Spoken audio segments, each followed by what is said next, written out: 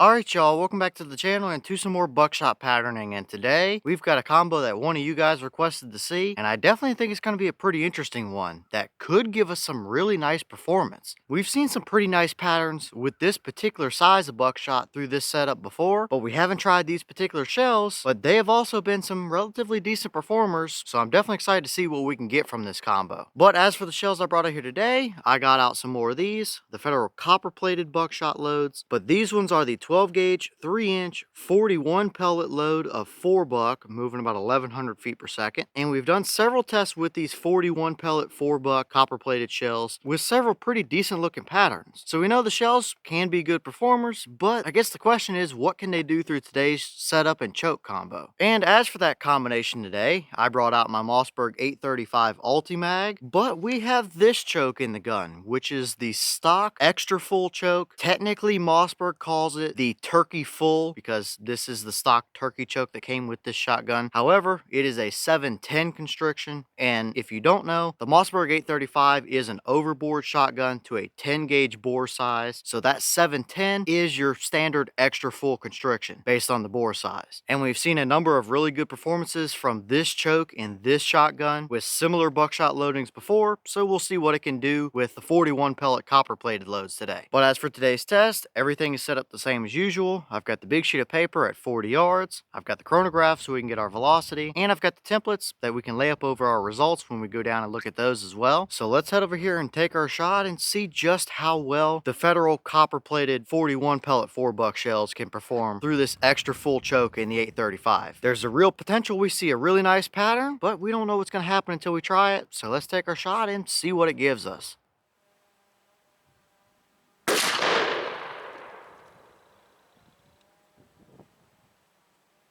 Alright, so that shell gave us 1208 through the chrono. The boss claim is 1100. However, we have been seeing consistently right around the 1200 feet per second mark from these shells. So this is very much the normal for them. And 1208 feet per second for a load of 4 buck is plenty good enough. But what kind of a pattern did they give us down at 40 through that extra full choke in that 835? Let's go check it out and see what we got. Alright, so now we're down here at our 40-yard paper, and this is what we got. Now for a size reference, the paper is 36 inches wide by about 44 inches tall or so. And on the paper, we had 39 out of the 41 pellets, but number 40 is in the mud right down here in the middle of your screen, and number 41 is a little bit farther back right in the center of your screen there. So they hit just a little bit low of the target. But what we have here for a pattern is pretty middle of the road, I would say. It is absolutely a usable pattern all day long, but we did cover a pretty decent majority of the paper. We definitely have a little bit of tightening in the core area, which I think was just a touch off to the right of that white dot, which was my point of aim. And we do have a little bit of a wind to contend with today, so that's probably why it drifted a little bit to the right down here. But there is a little bit of a hotter zone of pellets right over there with a number of flyers and stuff around the edges here, as you can see, to cover the rest of the paper. So this one is pretty much middle of the road, I would say. We've seen better from these shells without a doubt, but we've also seen a little bit more of an open pattern as well. But I don't think it's the perfect combination for these shells either. They seem like they might want just a little bit more constriction, even though technically speaking that was an extra full choke in that 835. They seem to really like the 690 to 695 constriction range rather than the 710. But let's throw some actual templates up, which will give us a much better reference as to how they actually did in some more real life scenarios. Alright, so first up is our 10-inch circle, and since our core did favor a little to the right, I did move the template to where our core was in the middle of our pattern, and we had 9 out of the 41 pellets within there, but it is a relatively even spread of pellets within there as well. And I think it would probably give us about the same numbers if we moved it up or down or a little bit left as well. So pretty much anywhere in that middle 15, 16 inches or so of the pattern is going to give us between 8 and 10 pellets within it. So not necessarily a super tight or super hot core, but there's still plenty enough pellets there to get the job done. And it's a relatively even spread of pellets throughout the main area of the pattern as well. So maybe not the best core we've seen out of these shells, but still very usable and plenty decent enough. But let's throw some actual animal templates up, which will give us an idea of how this pattern would look if you were to take it out on a hunt.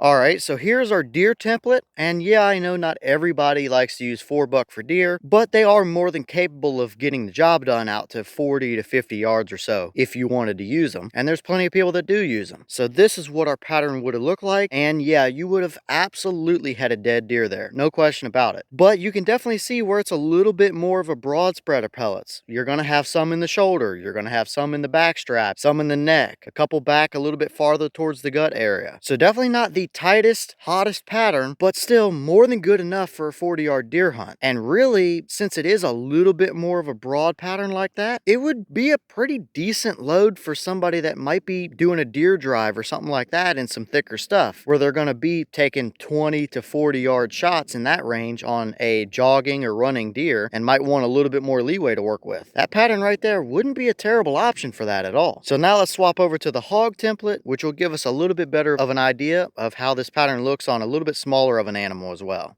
And here's that hog template, and it's pretty much the same exact story that we saw on the deer. Absolutely good enough for a hog hunt to 40 yards. You're going to have plenty of pellets through the vitals, but you will still have a couple of them sporadically spaced out through some other meat that you might want. But as for smaller animals, a coyote would be just a little bit smaller than this hog template, and that would be a very deadly pattern for those guys as well. And really, that would be a pretty solid coyote load all day long, out to 50 yards, and you could probably push that to 60 and still get the job done as well with the pattern on something like a coyote. So I guess overall here, it's a very usable pattern all day long. We did see a little bit of the pattern condensed right around the core area there, but we definitely had some flyers and stuff around the top and bottom and so on. It's definitely not the best or the tightest pattern we've gotten out of these shells, but it's very usable. It's a solid performance overall. And if that's the combo that you had or that you wanted to use, it would be a pretty versatile combination where you could take it on a deer hunt, you could take it on a hog hunt or coyote hunt and still be just fine out to that 40 to 50 yard range. And here's the wad from that shell. Very standard equipment for a federal buckshot load. And this one really looks perfect. There's no snags, no rips, no tears, nothing stuck down in there. And it really didn't even take much of any kind of damage at all. Just a few little scuffs from the gunpowder residue in the barrel, but that's really it. Looks perfectly fine. And I think it did its job about as good as what it could have done through today's setup. So definitely nothing to see here as far as the wad goes. Alright y'all, well, what did you think about that pattern right there? Definitely not terrible overall. Like I've already said, it's not the best pattern we've gotten from these shells. We have seen tighter out of them, but still, that is a very usable combination. If you're going to be hunting thicker stuff, or running deer, or running hogs, or coyote, or anything like that, that's going to be a very solid choice of a pattern for you. It's a little more broad, so it's going to give you a little bit more leeway on a potential moving target, but it's still going to have plenty enough pellets right through the core where it really matters. So definitely not looking bad overall here. But I guess leave all your thoughts down in the comments. Is that about what you expected to see? Were you surprised one way or the other? Have you tested any of those copper-plated 41 pellet 4-buck loads through an 835 or anything? And if so, what kind of results have you seen from them? Is that a good enough pattern for you to hunt with, or would you want to see it a little more condensed or a little more even around the edges? And is there another shotgun or choke combo you want to see us try with those shells? Let me know all that down below. But with that being said, I've got some more testing to get done for you guys, so I'm going to get back to it. As always, we have the channel Instagram as well as the mailbox where you can send stuff if you'd like. All that information will be in the description if you're interested in it, but I'm going to get back to it, so I'll see y'all in the next one.